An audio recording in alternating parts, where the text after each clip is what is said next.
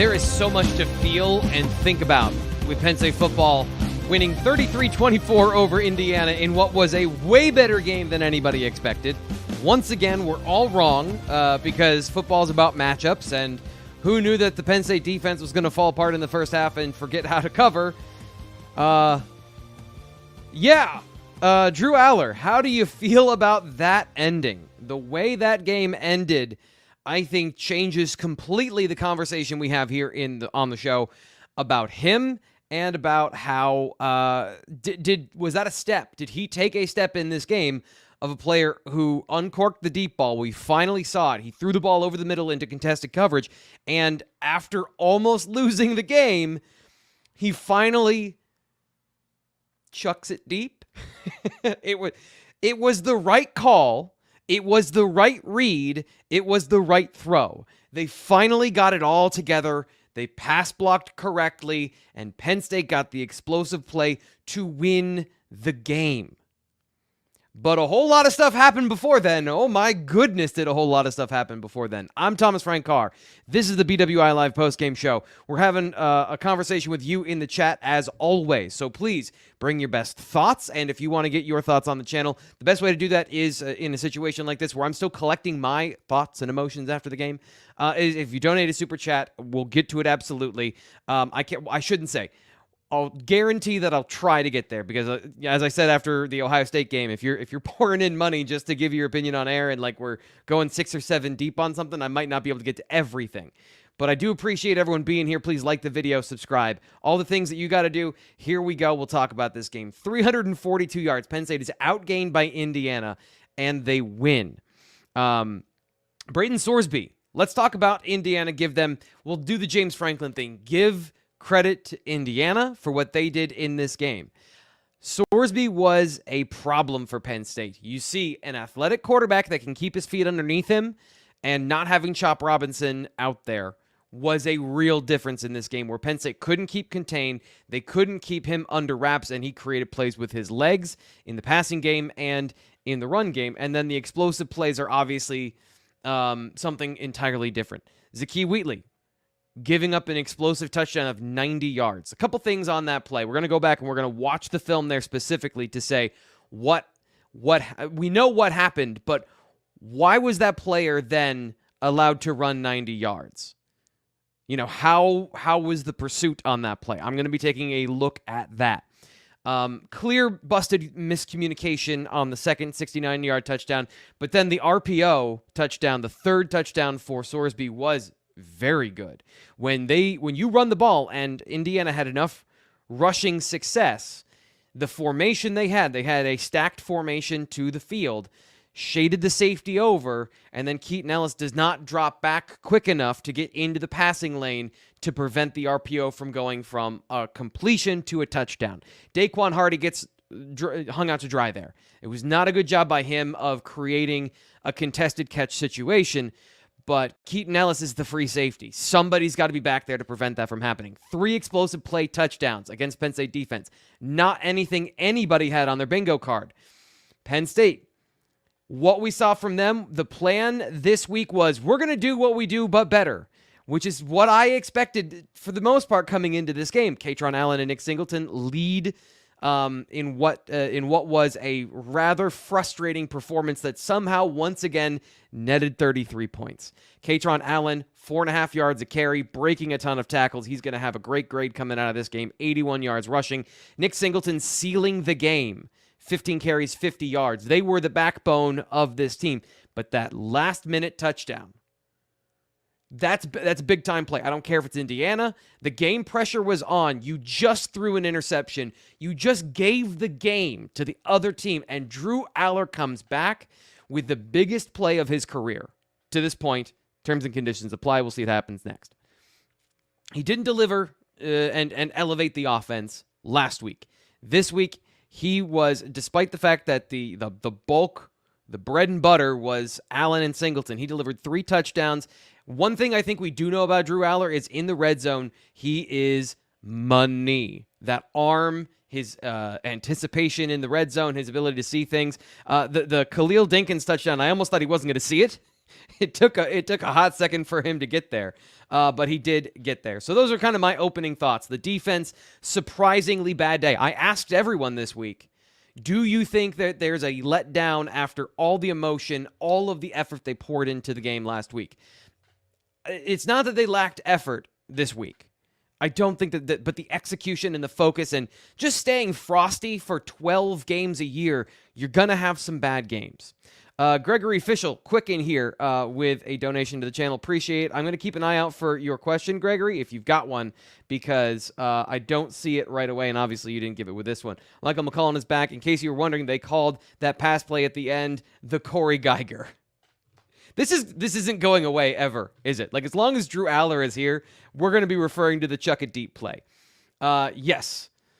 This is I'm sorry, I was reading Jeff D's comment. This is exactly what was going to happen. I was trying to read this comment. I was kind of looking forward to a loss just so Franklin would have to explain why he's the most underwhelming coach in the country. That's not going away. Jeff D, you can still... I mean, obviously, that is going to be something that he is going to say that we did a great job, we won the game, all games are hard. You're absolutely right. But all of that's not going away from a team that, coming into this game, did not score points and was not good at stopping points. Chuck Cloud says, T. Frank, Penn State made the Indiana quarterback look like J.J. McCarthy. Yeah, Chuck, I'm glad you brought this up. This is...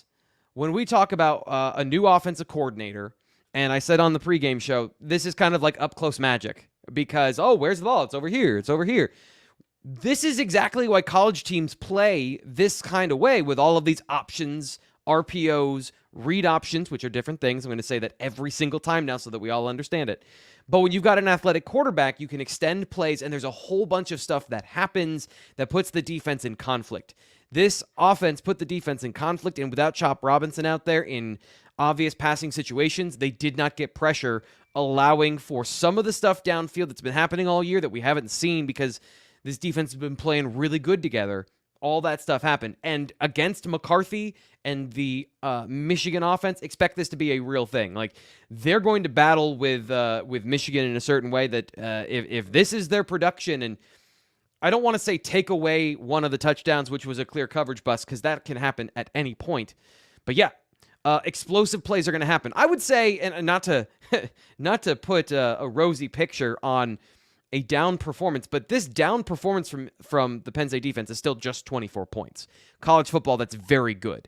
The defense did force a ton of 3-and-outs in this game as well, and for the most part, they held the Indiana offense in check on the ground. So 1, 2, 3, 4 3-and-outs in this game, a 4-and-out. But of course, that's why you like explosive plays. A one-play touchdown drive is incredibly important to keep you in a game. You take those away, and Penn State wins comfortably. But they gave those up this week. So are you worried about that being something that happens going forward? Johnny Dixon came back into the game as far as the shoulder injury. We will not hear anything about Caden Wallace, but Caden Wallace did not play, I don't believe, for the rest of the game. Drew Shelton came in and played right tackle after either the first or second drive of the game. I'm going to be reviewing that, seeing on film what happened this week. Great time to plug T. Frank's film room, by the way, because all of the questions and the things I want to talk about now that I'm like, well, maybe, I don't really know, we will be getting those answers, and we'll be giving them to you in T. Frank's film room over the next couple of days. So check out BlueWhiteIllustrated.com. Great time to sign up. There's still hope, as somebody in the chat, I just saw 7-1, keep believing, was one of the comments before we came on live. So there is positivity out there in Penn State fandom land. KJ Johnson says, Aller finally threw a pick. I think that's weight off his shoulders. Still not happy with his game being as close as it was. Yes, there are throws and decisions that, again, we're going to absolutely get to on the film to show you, BlueWhiteIllustrated.com, about things and decisions that were missed and why they're important and how this could have been an easier win for Penn State. But the first-year quarterback, Penn State isn't wrong to have concern about that. The confidence vector, I think that's the biggest difference in this season so far. Confidence is a hell of a drug. If I came on here, and I've done that in the past, a little bit shaky, I'm not having a good show. Things snowball. Even though I know how to do this, This is the thing I do. Drew Aller's a quarterback. The thing he knows how to do is be a quarterback. But if you're not feeling confident and you're going, okay, I'm not confident, I'm going to do the safest things possible, I don't know his level of confidence. It's not, this is an assumption based on the way he looks on film and the throws he's missing. There is a certain amount of getting through his progressions and not letting the play fully mature. Maybe trying to be too smart and okay, that's not there. But did you really look at some of the progressions? So again, we're going to be talking about those. I have some specific things in mind. There was a touchdown potentially to Malik McClain before halftime that ultimately led to an intentional grounding on the next play. So we'll be talking about that later. Nittany, 96. Does eking out a win limit the amount of panic and concern the offensive staff should feel? Nittany, 96, I don't know. That's exactly my question to start this show. Do you feel panic, or is that the turning point? I'm not going to put it to the Minnesota 2016 level where James Franklin being fired is a part of the conversation, and then suddenly Trace McSorley and Saquon Barkley go off. But there's a vibe about that, right? If you lose to Indiana, you're 6-2 in the year that everyone expected a push for the college football playoff. Yeah, that's a problem. That's a problem for the next phase of Penn State football as they enter the 12-team playoff. You're very concerned that this offense is more limited than it should be. And that's something that I don't know how to answer right now until we see them against Maryland. Because if that was the turning point and Drew Aller starts playing with that freedom, then I think we have a different conversation. That's what I was saying before the show is he needs to play like he's that dude. And on that play, yeah, I don't know if the interception weighed off his shoulders. I don't know. But it's fascinating. It is absolutely fascinating how that game played out. And then, of course, the defense can't just leave it to the offense to then win the game. Denai Dennis Sutton has to come through on an immediate pressure, elite-level pass rush, get a sack fumble that I think from a game flow perspective was actually better that it was a safety and not a touchdown, because you get 2 points and the ball in possession is more important. Even though 14 points, either way you seal the deal. But if you're up 9, there's no way they can score either way, and you get the football as long as you recover the onside kick. Wes, thank you very much, buddy. I'll be looking for you as well. I appreciate that you have a face that makes it easier to see when I'm going through the chat. At least, oh, you killed me, Wes. That's all right. At least Maryland sucks. Michael Fox says, OT Frank and your unbridled positivity. I'm just glad something different happened, Michael. I'm just glad something different happened, because if it was the same old schedule of Penn State runs themselves into a close game and either wins or loses, then I don't have anything new to say here. But Drew Aller won the game for them after almost losing the game for them. I'm not trying to feast on the chaos of the end of that game. It's just it's more interesting. My neurons are firing differently than, hey, look, they ran inside zone enough times that they won, which was what the game script was playing out. I try to keep track as best I can live what the Penn State offense is running, how they're running it, and formations, schematics, etc. During the game. And it was just the base offense, guys. Everything we talked about. Drew Aller's not keeping it on the RPO or on the read option. Oh my gosh, I did it. This is why I'm not. When people confuse the two, I do this too in terms of saying the wrong thing. But yeah, not keeping it on the read option, allowing Indiana to crash on the running backs, not keeping it on the read option where they have triple option elements built into this game. Yet another thing we're going to cover this week on T. Frank's Film Room is the decisions not made and the plays that are there that might be more efficient if Drew Aller keeps the ball at some point in these situations. Theo Johnson, does he have more yards? We'll open up that can of worms and show you the video later. And those are the decisions within the run game that was going to lose or win, the same conversation we've been having. And suddenly we have something different to talk about. Chris M., appreciate my guy. Stephen Light, he's back as always. Manny Diaz got to be blazing through practice this week. So I if you want to join BlueWhiteIllustrated.com, I do, and I try to, as much as I can, take screenshots and show you exactly what happens on plays, and I can tell you right away. Manny Diaz, what he's going to be the angriest about is not Zakee Wheatley giving up a touchdown, which is not good.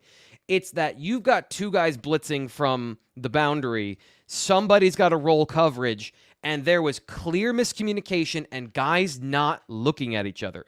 KJ Winston is calling his own play and looking down the barrel. He's about to blitz, and you got Kalen King on the far side communicating with Jalen Reed, an entirely different hand signal. So Johnny Dixon blitzes because that's the base of the play of definitely we're doing this, and then it becomes what's happening behind them, and they get that wrong. Communication, there were plays where Indiana could have scored another touchdown or another touchdown where it was third down, prowler package, you've got a 3x1 or a 4x1 with 4 or 3 receivers on the same side, and there were regular times that there were not Penn State defensive backs in man coverage. And, it's fine if you're not going to be in man coverage. If you want to play a zone with pressure, we've seen Penn State do that. But there were guys that nobody picked up in either man or zone. And it was just down to Sorsby didn't see it, and the play either, I don't remember exactly how these plays worked out, but they worked out however they worked out that it wasn't in another explosive play touchdown. So communication and understanding what's going on within the defensive structure was a problem today for the secondary. And that's where all of those things that you have to check when you have an athletic quarterback, I imagine that adds a layer of complexity. Larry, he's back. He says, we completed a 40-yard pass. That interception, I think, changed him. He looked different on that drive. Different Aller from here on out. Larry, I would like to think so. I personally would like to think so because there is so much more he can do. And again, there's so many more interesting conversations. It's become a whole thing that it doesn't need to be of I'm not rooting for Penn State, but I am rooting to watch good football. I am rooting to watch a quarterback do something that I've never seen done before by a Penn State quarterback in a Penn State jersey. You can watch other teams do it, but this is the thing I live. So in a sense, I do root to watch good football, and whether they win or lose is a result of the football. So yeah, if he plays well, I would like to think there's a lot of things he can do that I see him get through his progressions and be disciplined and find the open receivers as long as he can bring his my wife is watching, I think. It's the thing Josh Allen struggles with. His level of stimulation is too high. And this is the adrenaline factor of you're not playing your game because you're up here and your stimulation in your brain is too high. You've got the best athletes can maintain their composure through adrenaline. And right now, it just seems like he is not managing that, that's a young player learning how to do that. So yes, in this moment, he did absolutely, in that moment, manage his adrenaline to find on a beautiful throw to Keandre Lambert-Smith for a 57-yard touchdown, where he didn't drop his eyes. He looked at the pass. He looked it, threw it. It was on target. And Keandre Lambert, at the catch point, he did that beautiful thing where he just did that subtle push-off. The inside arm near the DB, it's not a full extension. He just popped a little bit, got the football, ran for a touchdown.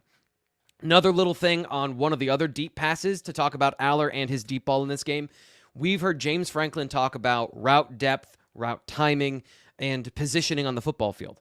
Malik McClain played a lot in this game because of Harrison Wallace going out, and that's a big thing going forward. That's a massive thing going forward. One of the things that I looked at on the play where Aller missed him deep is where is the receiver running the route to start and where does he end the route? Because this has been a thing they've been talking about and listening to them in practice and talking about where they're supposed to be width-wise on the football field. These little details matter, and it seemed like McClain drifted inside.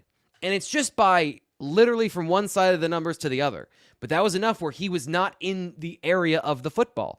Aller's throwing to a point. He's expecting his receiver to run down the football field in a straight line. And when you start to look like this, you can drift left and right. And McClain, I hope you guys love my pantomiming here when I'm in a 16 by 9 box that I'm trying to keep all of this stuff in the box. You drift left and right, and a good receiver gets to the catch point. And you're not seeing that consistently from these guys. Now, there's a couple of other things over the middle of the football field, and Keandre Lambert-Smith dropping a football, so it's the same frustration, but there's a lot of stuff going on over with the passing game that's super interesting to talk about. I was begging them to target the middle of the football field, and they did today. So, evolution from the offense, check. Michael McCollin says, Drew ran the ball when the opportunity presented, win. Yes, not in read option, but he did run the ball when he broke the pocket to scramble, and that is a difference maker for him as a quarterback to just add that dimension of variance of getting out there into the open.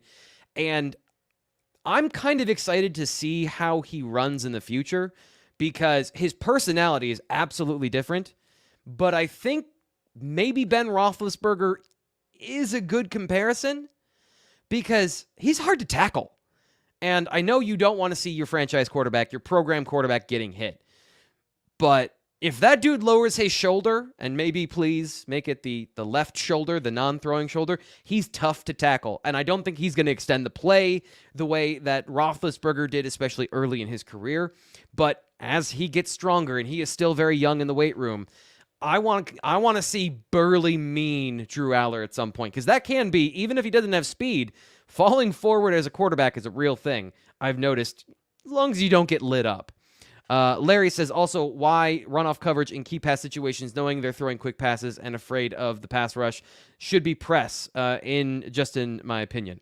That's a great question. Larry, you always got great questions. That's something that it's going to have to... There was a lot of off coverage in this game, and I think part of it, Larry, is that part of it is it's a zone pressure for the run game. And that was something I saw that I think they took advantage of in the second half. Manny Diaz loves to run zone pressures to try and trap the running back in the backfield and then get a tackle for a loss. If you time it right, whether in the pass game, and again, a team that runs efficient RPOs can attack all of these things because the defense doesn't know if it's a run or pass before the play, so they've got to call something that can manage both. And they were able to attack in the run game a couple of times with power and with some read options and counters, attack the defense in the second half. And that's why you saw for Indiana, they had a drive of, let me find it here, a touchdown drive of 12 plays and 80 yards, and then another one of 14 plays and 56 yards. So I think they did a good job adjusting to the Penn State defense and then nickel and diming their way down the field in the run game based off of Penn State's pressures and where they were bringing it from. And that's something, again, getting into the details, we'll find out on T. Frank's Film Room. Awesome that we have. I just looked up. We got like triple the number of people that were here when he started the show a couple minutes ago. Want to thank everybody for being here. Please like the video. Share this with your friends. We're talking about and doing our best job to break down the game and how everything happened here live. Post-game analysis from T. Frank on the Blue White Illustrated YouTube channel. If you like this kind of stuff, I'm not an emotions sort of guy in terms of like, what's the vibe of after this game, even though I'm talking about maybe Drew Aller's a different dude now. But we're breaking down the plays. We're talking to you in the chat. So if you want to join and you think your friends would like this, please share this with all of your friends. Also share the Game Time app because you got to get to the game. I made the joke after the Ohio State game that maybe tickets were going to be cheaper to the Michigan game at home, but Penn State's right back in it, baby. Couple of big-time touchdowns to win a game. Game Time can help you get the best price on tickets. They have flash deals and last-minute sales on tickets. They also show you the picture of your seat so you know what you're buying and like, hey, this is a super cheap ticket. Yeah, there's a reason for it. So you don't have to worry about buying tickets for your next big event. Game Time is a fast and easy way to buy tickets to all the sports, music, and comedy theater events near you. And that's kind of the thing for me is like, it's not just sports for me because I can't go to sporting events that like I'm here on Saturdays doing this. And then on Sundays, I'm doing analysis and breaking down the film and bringing you my film room. So like I can't go to sporting events. I can go to a comedy show on Wednesday and like finding new stuff. Game Time is great for that because it breaks it down by all your different genres, categories, and of course for you, for Penn State sports fanatics and for fans of sports in general, it'll help you find the best deal possible. So go download the Game Time app so that you get great tickets, great seats, and a great price.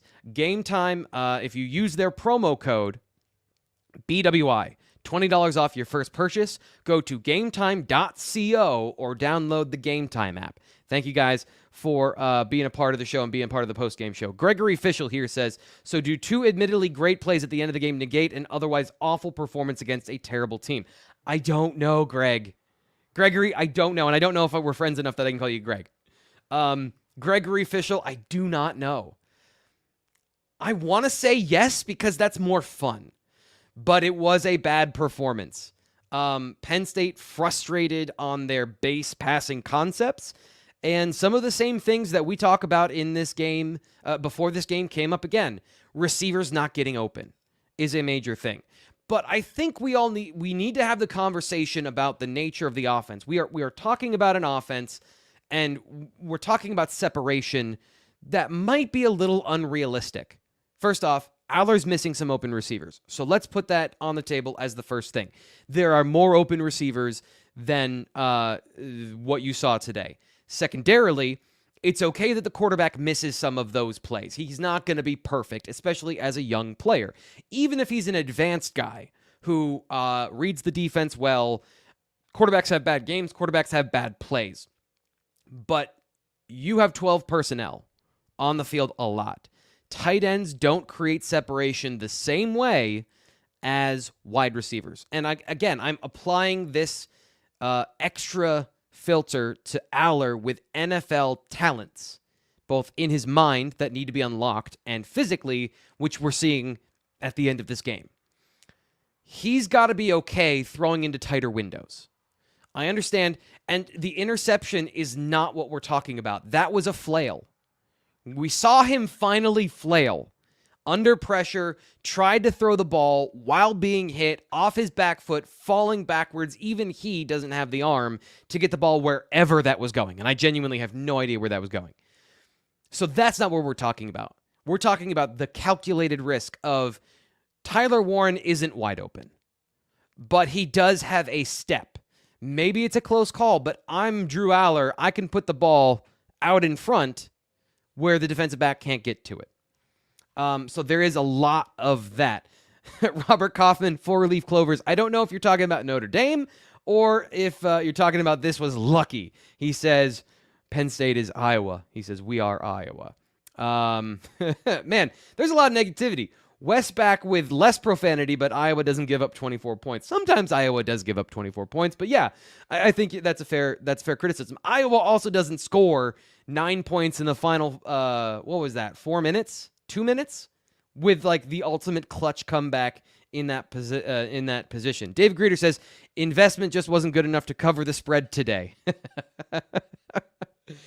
Yeah. We are chronically overinflating the Penn State offense and their abilities by our predictions. And, behind the curtain, I'm going to own it. I did not give the options and the athleticism of Indiana the time of day against a defense that had been so lights out. And this was a one-dimensional team when you watched them on film. But they had, in certain games, they did put together drives. That was absolutely on film.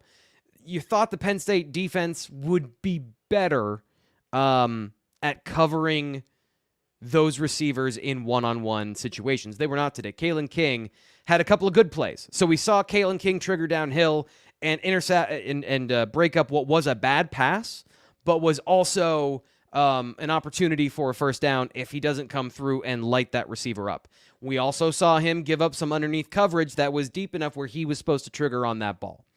And we saw him in extend the play situations, not be sticky, all-American, shutdown corner. Again, we're asking a lot of the best players. We're asking for another level of good. And we haven't seen it from Abdul Carter, and we haven't really seen it from Kalen King this year. We have seen it from the defensive line. Chop Robinson and Adisa Isaac have been those guys this year, but without the balance of Chop on the field, I don't think Adisa had as good of a day, although there's a lot of carnage that goes on that I just haven't looked at yet. So he might have had a great day on the ground, which I think is a balance to the pass rush, even if it isn't. You want to take a player's full game into consideration when you say they had a good or bad game, and some of those hidden plays, you want to give them credit for. Hidden play guy, big important point here. Zane Durant is turning the corner into that dude. He blew up 2 runs specifically that actually went for positive yardage, but he destroyed at the point of attack. And if there was a better rally and more guys were defeating their blocks, it should have been a loss of 2 or 3 yards. But that size, power, and leverage, he is starting to make plays that are difference-making, not just being in your gap, but dominating your gap. Trying to get to everybody here. Okay, this is a jumping-off point. Chris Gorky wants to be right about Hunter Nourzad. Here's the thing. If you're going to take the pass protection plays, and just like we just said about Adisa Isaac, you have to take the full game. And in the run game, he was getting some great blocks. There was one really great block that I point out in the live game thread. There were some other really good blocks that happened in the game. Penn State ran very efficiently up the middle today with very little subterfuge. It was the base offense getting them yards. That doesn't happen unless your center specifically is having a good game on the ground. The bad plays in pass protection are bad. He is absolutely hot and cold. Chris, you're right about that. But if you want to just tout a 1 or 2 pass protection plays as your right, that is the same blind, confirming my priors, I want to be right about this nonsense that you can find anywhere. So that's not correct, but you do have a point of he is not playing at a consistently high and elite level. Pass protection the last 2 weeks has been a problem. They need to get that addressed because, by the way, it was the same stunt. I'm pretty much the same stunt that the Ohio State used in their game last week, where Penn State gave up a bunch of those pressures and kind of broke down the offensive passing attack. Showtime's back. I always appreciate Showtime being here. Gonna give you your love here when I find a comment. T. Collaja. Or Collaja. I don't know. Half the fun today and half the fun here is me trying to say your names all live extemporaneously. Is the focus on limiting turnovers limiting the offense? An INT on 3rd down, deep ball may be worth it if you risk, if you're going to punt on 4th anyway. Yes. The offense is trying to balance this year, and this is the conversation, right? This is absolutely the conversation. The strength of this team is the defense. So James Franklin, Mike Yurcich, and Drew Aller, the decision makers in this process, are trying to tailor an offense that is efficient, gets big plays when they're timely, but plays to the defense, ball control, and limiting turnovers. The problem is they have been putting themselves in a box a little bit, literally not taking certain parts of the field. They challenged the middle of the field today. So that is a step forward. That is a big step forward. Even the plays that didn't work, the Keandre Lambert-Smith down the deep over where he drops the football, that is a game-changing play that Drew Aller threw that wasn't completed. So there is a step forward from this offense of, okay, we are not going to do easy access throws, take with the defense, nibble at the edges of the field. We're going to challenge the defense to be good. They did that in this game. It just wasn't always effective. And Drew Aller's mentality in those moments, he's still going to be on the safe side because they're trying to play to their defense. And this was the first time that their defense really showed a weakness, a flaw. They had a bad game. And trap game, however you want to call it, let down after the Ohio State game. They played with ferocity in the run game, but they made mental mistakes. That was the biggest mental mistake game I've seen from Penn State all season long. So they're trying to play to that defense, and they're trying to evolve at the same time. And riding that line of trying to find that middle ground of how do we go forward is absolutely the point. And I've been calling for them to be more aggressive and confident because you don't win by being conservative, and it's not really in the nature of anybody in this program from the philosophical perspective. There's another big tentpole thing here on T. Frank's opinion of stuff, is that, you may not like James Franklin, the game day coach. You may not like some of the decisions they make with timeouts, situational, etc. The philosophical guideposts of the program, explosive plays, turnover percentage, he's right. Those are absolutely the answer. Indiana was in this game because they got 2 or 3 explosive pass plays. You wipe those out, they don't have offense. They strung together 2 drives in the second half. At that point, maybe they have 10, 6, 7, wherever it was, around what we were all expecting. The variance of explosive plays and getting those things is a game-changing thing if you're good enough. And this year, they've been struggling to be good enough at that stuff. If you are able to play consistently in the run game and do the smart things enough to accentuate with explosive passing plays, then you are a dangerous, balanced offense. And the way that they started the year, with their ability to control the ball, play clock ball, you have the explosive athletes. Keandre Lambert-Smith showed it today. Nick Singleton is explosive. He showed it on his kick return. We were all betting that would get better, and it really didn't. But the point is Mike Yurcich was brought in here to get explosive plays. James Franklin wants explosive plays, and they're trying so hard to not be that team, and it's not in their nature. You can see it when they get into a big game situation against Ohio State. They don't want to smush football. They don't want a quarterback sneak. They want to get explosive plays. Half of the turnover on downs and 3rd yard and short, etc. situations from the last week was Mike Yurcich was dialing up a touchdown. He wasn't dialing up a first down. They were trying to get a touchdown in those situations. Nick Singleton, if he breaks through on that 3rd and 1, there is nobody. It's cover 0. So this team philosophically is not set up to play the style that they're playing, but they're doing their best to make that happen. And that dichotomy to me is interesting. And James Franklin has talked about it. When I asked him, is it fair to be, if you're chasing being a complete team this year, where normally you're chasing very select things and you want to be complete on the way to those things. They're not, they have the ability to get there from a talent perspective, but putting it all together has been a problem this year. And I think the obvious problems are obvious that we've all talked about, of just getting the passing game to consistently get players open. Pete Anthony says run blocking, meh. Center and right tackle and pass pro were bad. Wide receivers not helping. Tight ends are good. Aller on and off, grade C. Okay, Pete, concise, ready to go with his opinion of this game, and gives us his thoughts. Appreciate those. Brett says, I'm aware you might not be able to answer this, T. Frank, but what does the ideal Mike Yurcich offense look like? I want to say I do know what that looks like. So I don't want to say it looks like Oklahoma State, because this isn't the Big 12. The defenses you're facing are different.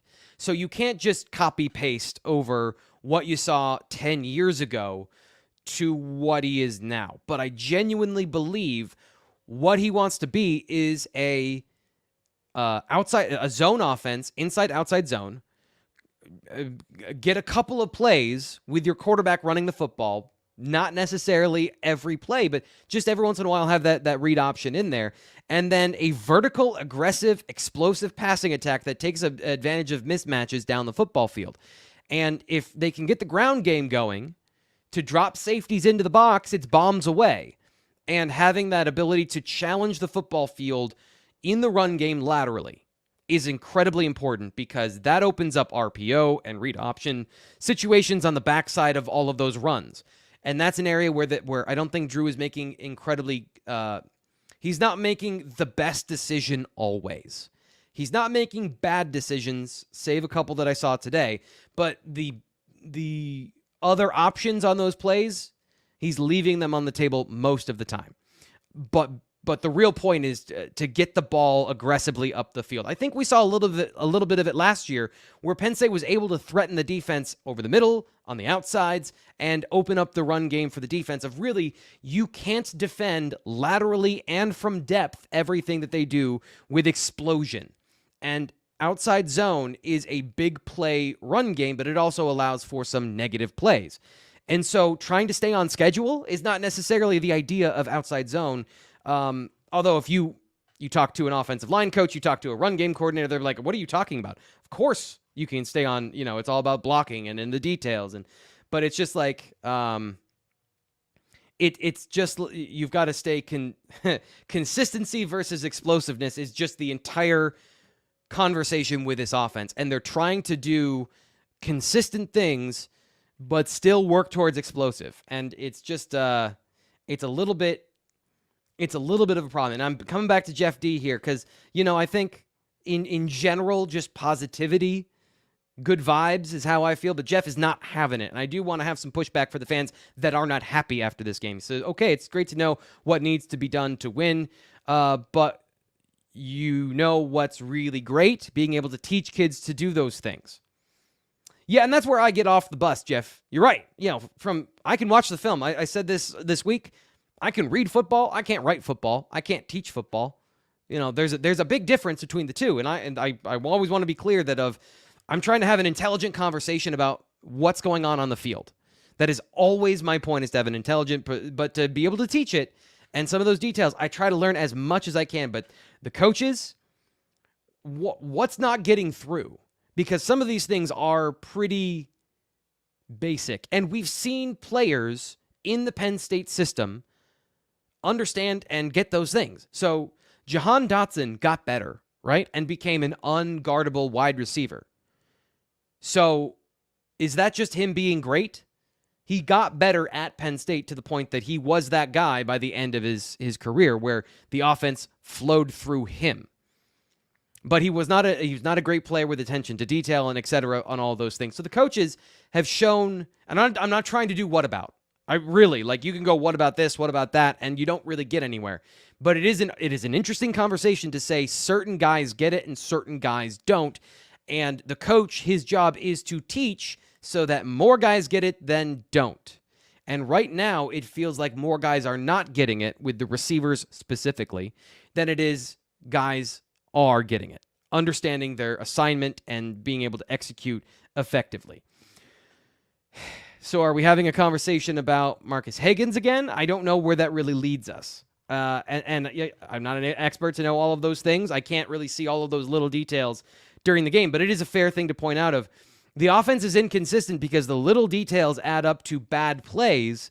And in certain situations, Hunter Norzad trying to pass off a attacking linebacker to Sal Wormley, who hasn't gotten his head around yet, but also Hunter is doing a bad job closing off and making it hard for the linebacker to get into the gap. Both things are true.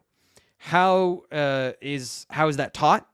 How was that adjusted from last week, and why wasn't it picked up? Because this is the thing that I'm always curious about, and I see Penn State's offense do this a lot. Purdue got some runs against the Ohio State defense going out of a spread and running outside zone, or zone concepts in general. So do you do that the same week? Do you surely they won't think that's coming again? And then you see teams do that week to week of this worked last week, we will try it in our own way. And I have just an interesting relationship with that of watching film and saying, okay, what are the concepts that apply and how do you apply them? Because I don't think you're going to do the same thing that they just did, and yet they do sometimes. So I totally forgot where my point came from, but that is something that I struggle with in terms of what you see on film and how you attack it. And this offense in particular seems to take things from the week before. There we go. I tucked myself back into my point. They seem to do that. They seem to take things from last week and go, aha, that worked. We will do that. And maybe there's a little bit of a variation, but do it until they stop it versus they obviously see that coming. I struggle with that one myself. Chris M says, Keandre Lambert-Smith wasn't that open when Drew threw the touchdown. That was good anticipation, which hasn't been a strength of his. Hopefully a step in his maturation. That's a great point. It also was a ball that he put up there, right? So he didn't throw it on a rope, is what Chris is saying. He threw the ball to a spot, and the deep passing connection, I throw the ball this way, I run routes at this speed, that connected, which we haven't seen a whole lot. We haven't seen that from this group in a long time. So That's really good. Throwing with anticipation, throwing into the window when it's open, and throwing to a guy that wasn't necessarily open. Keandre had a step, but it wasn't huge separation, and Pete agrees with me, so I'm going to put him up here on the screen. Perfectly put, T. Frank. The little critical details are tripping Penn State up. Yeah, and so in this game, Drew Shelton, I noticed a couple of mental errors. I don't want to crucify him for them because I don't have the full picture yet, but there were times where he and Sal Wormley come off of the double team and both of them go to the second level. That was not happening with Caden Wallace. They were on their details there. Young guy comes in, and this is another one of those, you the fan have a high threshold of reality because the coaching staff also has a high threshold of their expectations. This is the vicious cycle. This is another one of the subconscious things that we all go through with football. Coaches come out and they say, we won the game. Here are all the things I'm going to hammer on that we didn't do right. We're not idiots. We pick up on those things. They tell us what's going on, so we pay attention. And then when young Drew Shelton doesn't make the right play because he's in the game for a full game, your expectations of Drew Shelton, the 4-star offensive tackle, are be ready to play and be the difference maker so we can move Caden Wallace inside. And when that reality isn't met, then it's obviously the coaching staff is incompetent and can't coach these guys up. But it takes time. Football is really hard. And I know that that's not anything anybody wants to hear, but it is. Like, there's a lot of stuff to remember. So when you're a young guy, and I asked Drew about this a couple weeks ago, and he said, if you're trying to prepare like a starter, you can try to prepare all you want and look at the film and find all the details, but there's going to be 2 details that you needed that you didn't find. And maturity and time on task of I've seen this enough times is absolutely a part of football. So when guys are in their 3rd year or their 4th year and they're not getting it, that's when I go, okay, this player is who he is. And honestly, Caden Wallace is a great example of a guy that did progress and has been good this year. We'll see where he is, health-wise this week. We'll take our look at Penn State practice when we get our open view. It won't mean anything, but we'll give you all the information that we have. So football, what's the level of expectation of sophomore offensive tackle who came in? And I know that he played well for a freshman last year, but the bar is now higher. And not playing perfectly, but I thought did a good enough job for Penn State to win. Chris is back. He says, I love the run formation with one tight end in the backfield as a lead blocker. Hope to see more of it. I agree. Here's an interesting thing. That's a fullback. Guys, that's a fullback. Old school Penn State fans, I'm going to say it again. Theo Johnson's playing fullback there. In the NFL, Brenton Strange plays the H-back position. H-back. Back. As a backfield player. They move around the formation and they play fullback. What that does for the offense that I thought, again, they need to get to the edge with Nick Singleton. So what do? When you have a fullback, in the pistol, and you've got that guy shaded on that side of the line of scrimmage, it changes the gap assignments for the defense. You're adding another gap, and you're changing the variability of where the gap is going. They don't know if it's the A gap, the B gap, or the C gap, so they've got to be ready to adjust and exchange gaps. Now, all of this does the thing that I say isn't, in the end, great, which is shove more big people into a small space and then expect something good to happen for you more times than not. That is the high-level analysis of the run game. Experts brought to you by Blue White Illustrated here on the YouTube postgame show. But it does cause some differences for the linebackers and making them think for a split second or not a split second. Now, if they're good, they can counter that, and then you're in the same position, but different, right? Changing the blocking assignments, getting Nick Singleton out to the front side of the play, getting outside a little bit more, that made a difference in this game of hitting some of those runs for 7-8 yards. And by the way, the first run of the second half, I'm not trying to kill these guys, but I'm just trying to point out when you say the offensive line isn't good enough because they didn't run for 300 yards. That was a perfectly blocked run play. That is the run play that all the former offensive linemen and tight ends and everybody are going to go, look how good the offensive line was, guys, because they get blamed for when the running backs don't make a play. Kaytron Allen was in the open field with a safety. We watch our watch our highlights each week of practice. They practice that moment every single time. High knees through the bags, make a cut. The safety's right there. Stiff arm, explosive play. They drill this. And Kaytron didn't make the guy miss. Now, he made 1,000 guys miss today. I'm not saying he's bad. I'm saying, where are the explosive runs? That's the moment where the explosive run comes. You get a perfectly blocked run play, and the running back doesn't make something out of it. And that's a really important thing for the offense, where those are the things that we were talking about, taking things off of Drew Allar's shoulders and the balance they want to play with and putting things on not the quarterback. Those are the moments. Like, that's the moment. And you have a couple of other situations. They pulled a couple of times in this game. Nick Singleton still does not want to bounce the ball outside. He wants to be the downhill bruising running back, Derrick Henry, that, runs through 3 guys and gets a 70-yard touchdown because his legs are tree trunks. Here's the thing. He's not 250. So be a little nifty.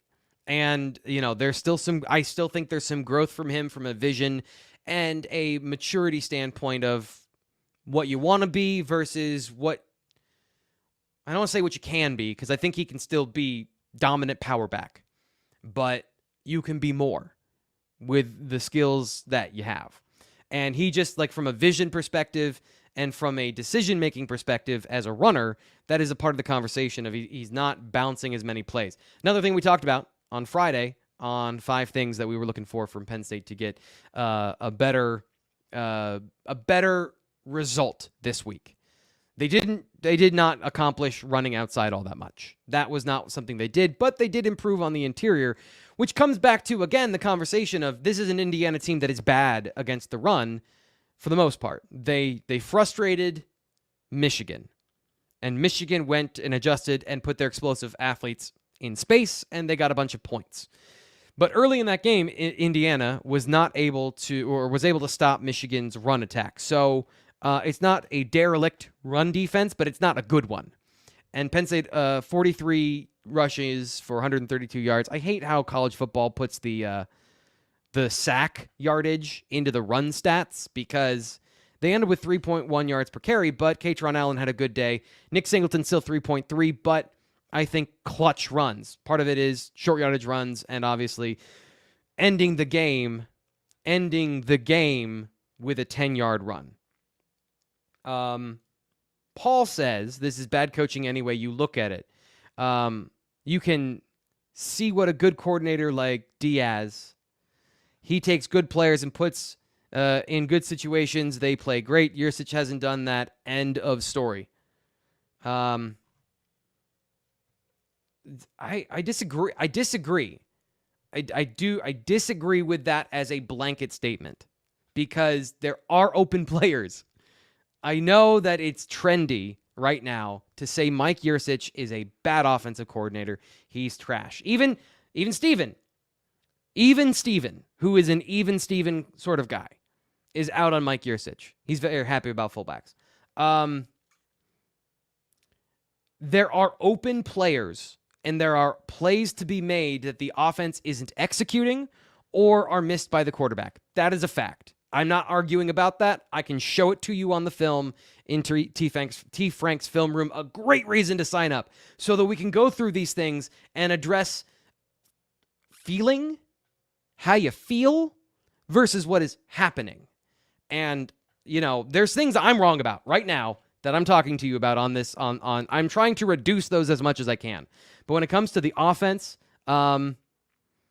it's not wholly inept. Are they running the same thing repeatedly? Yep. Are they running into 8-man boxes to start the game of saying, hey, this is going to be the tone of the game is we're going to run the football? Yep. Are there plays that are there on third down that Drew isn't seeing? Yes.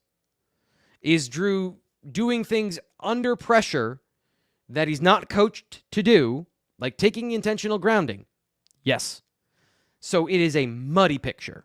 But you can always go back to coaches, and it's always on them, right? Like, at the end of the day, the buck stops with the people making the money, the people that are coaching, the leaders. I get it. But blanket statements are incorrect, and I just wanted to say that. It doesn't make for hot takes. This is not a hot take show. I'm sorry. That's why I'm never going to be a superstar broadcaster. I just can't bring myself to be hot take dude. Showtime says, say it again, my friend. Don't know what I said or what somebody else said, but Showtime is a regular here, super generous guy. I want to make sure I gave him a shout out on the show. I'm going to go through some of the stuff that I think we need to address. I'm going to go through some of these things. You're going to get some ums and uhs. I think the flow is going to be a little bit different here for a second, but I want to make sure that we get to everything in this game that we haven't talked about yet. Talked about Zane Durant, Keandre Lambert-Smith. There's an interesting situation of how do you gauge his performance today? Again, kind of like Drew, clutch performance. Would have had a touchdown if he caught the football earlier in the game. So they're still working through wide receiver one's consistency. And again, dude that shows he can do it. Dude that shows that if you put him in the slot, here's a great point. This offense was built this offseason with the idea that Dre would be in the slot.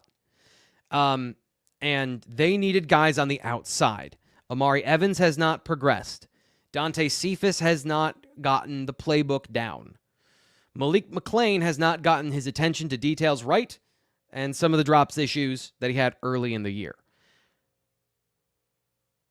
Malik Mega is on the team. That's it. Those were the 4 players you had to count on. And again, whole conversation about how do you address guys not getting it.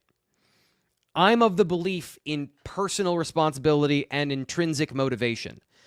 I think you can be really good if you're motivated to be good and you have the talent. And they're pre-selected to be at Penn State that they have enough talent. Physical talent is not the problem of the receiver room. So are they intrinsically motivated? Are they doing all the little things? I believe they're trying, but I also believe that they're not doing all the little things to get open and make touchdowns and make yay. So the receivers coach, just like the offensive coordinator, once you put them out there, it's about faith in what they're about to do. And Paul, back again, my co-host today, Paul. It was Crypto Ducat last week. T. Frank, if the players aren't seeing it for 3 years, who does that fall on? Sometimes the player, Paul. That's what I'm trying to say. Sometimes it is the player. And that's not saying that the player is a bad person. That's saying that they aren't going to be the football player you needed them to be or that you thought when you recruited them. That is a variable that every team goes through. And recruiting is a big... We can have the conversation about recruiting now. That Penn State has missed at the receiver position consistently to get guys of, it's just easier when they're mega fast and they're 6'2", and they show early on in their career that they're a dude. Penn State hasn't recruited any of those guys. They have not recruited, let me say that again. I've seen the dudes they've gone after. Those guys are at Ohio State. That's where they're going. And again, Penn State's not stupid. They know who the good football players are. Keandre has the size in terms of length, frame, but he's not a big physical dude. The catch at the goal line. Let's bring up an unfair comparison. A.J. Brown catches that, and he runs through the dude for a touchdown. Or just he's 200 pounds, and the momentum carries him in the end zone. Keandre is 185 pounds. He gets tackled and falls the wrong way. So, this is a talent issue from a mental or physical perspective. And, probably I'm talking out of the 2 sides of my mouth here, right? They are good enough to be good receivers. They are not the best players in the country. Do you need the best players in the country? No. And is there development that's being missed? Yes. So again, I don't know. I'm leaving you with the wishy-washy middle, which is the right place to be, but it is wholly unsatisfying. I want to get, and Chris Hale asks a great question. Caden Saunders, where is he at? That's what I'm talking about with the receivers on this team. Caden is a good player, but you need Keandre in the slot. And that's where Caden lives. He is a slot receiver. He's currently maybe the 4th best receiver on the team, but he's 3rd at his own position. This is what I wrote about this the offseason. They got a log jam of slot receivers because of the way they were recruiting guys that could play Z, the outside position to the field, typically, but also their secondary position, if they don't make it on the outside, could play in the slot. They've got too many of those guys on the roster from what they were recruiting. They don't have enough big-bodied guys on the outside that can play through contact and say, F you, that's my ball. So Caden Saunders is, first off, I think maybe not the elite speed athlete that we thought early in his career, because part of that was projected development. He can get, like Jahan Dotson could get faster. He was not super fast to begin with. He got faster to the point that he was a problem. I will leave the gate open for Caden to do that because, I want him to have that right. But at the moment, he's a good slot receiver without more dynamic potential than the guys in front of him. Liam Clifford's a little bit different. He is that physical guy in the slot.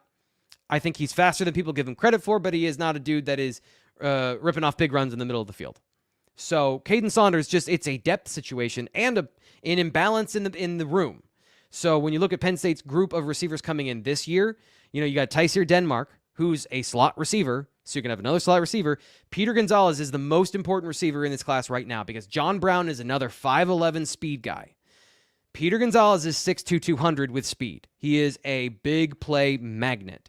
But he's going to be a freshman who doesn't run a complete route tree. So fixing the receiver position is going to be a portal thing.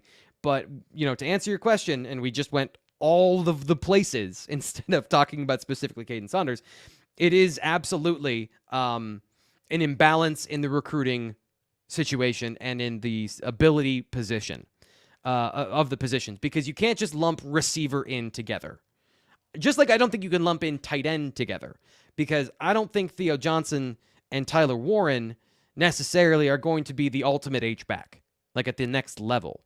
There's even in that position, there's some nuances where you want to have enough Y tight ends who are inline blockers that are nasty and physical and get you those runs in the run game, but can also catch, and then enough H-backs who can pull and move and be mobile and do multiple things and be a dangerous threat in the passing game.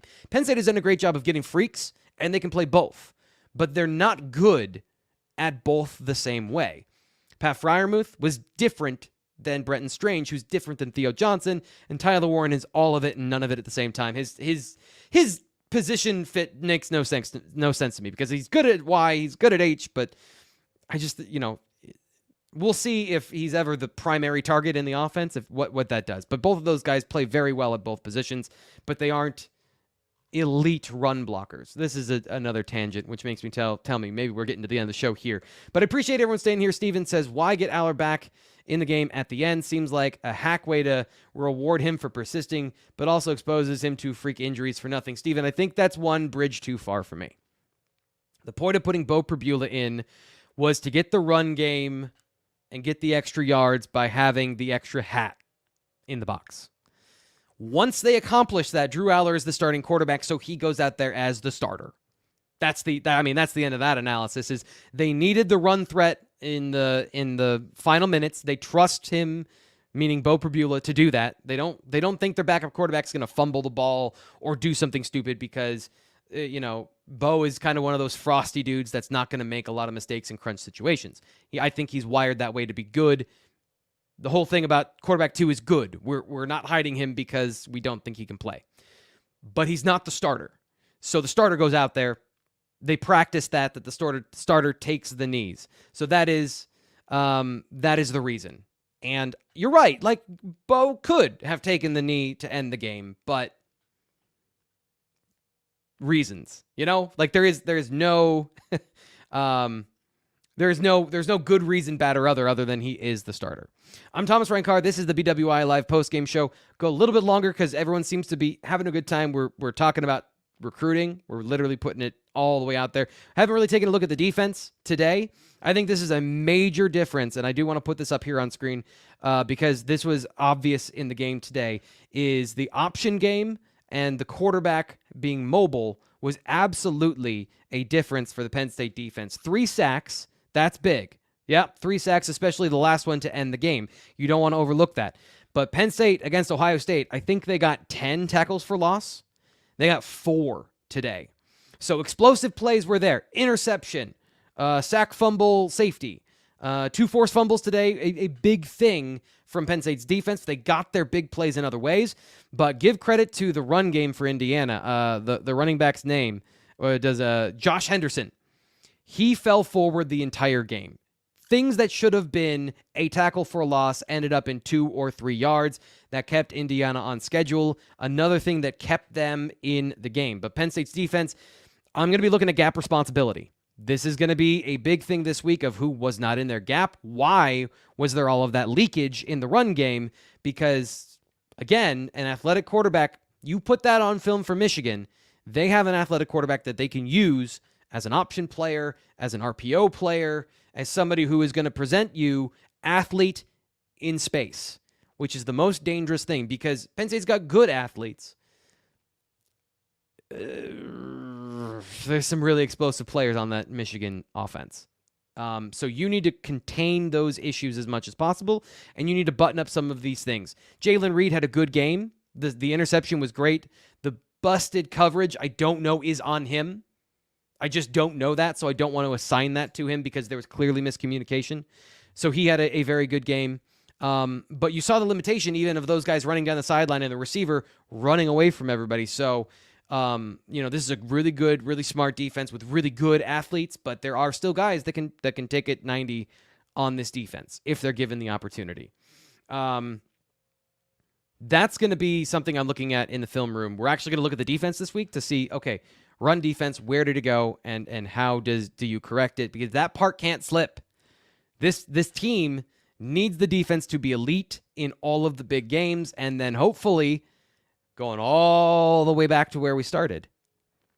Drew Aller's that dude, and he turned the corner to be that dude. 3 touchdowns, 1 interception, 21 of 30, 65% completion percentage, vomiting all the numbers at you. But we love numbers, right? 3 touchdowns, 2 red zone touchdowns, maybe not all of the hardest throws in the world, but 2 really great throws that resulted in points for Penn State when they absolutely needed it. Complimentary football, etc., coach speak. The end. James Franklin, speaking of coach speak, is going to probably already be up at this point over on the YouTube channel or on the YouTube channel if you're watching us live here. Go check out his comments, see what he had to say. We'll have all of that for you, including instant analysis and more. Once again, sign up at bluewhiteillustrated.com. I'm Thomas Rankar. You guys have been awesome. Thank you to everybody who participated in the chat. I literally cannot do the show without you. I thank you. We'll be back next week. Lots to get through. Penn State entering the most important 2-game stretch of the year because the most important game against Ohio State no longer the most important game. Now it's on to the next one. We'll talk to you then.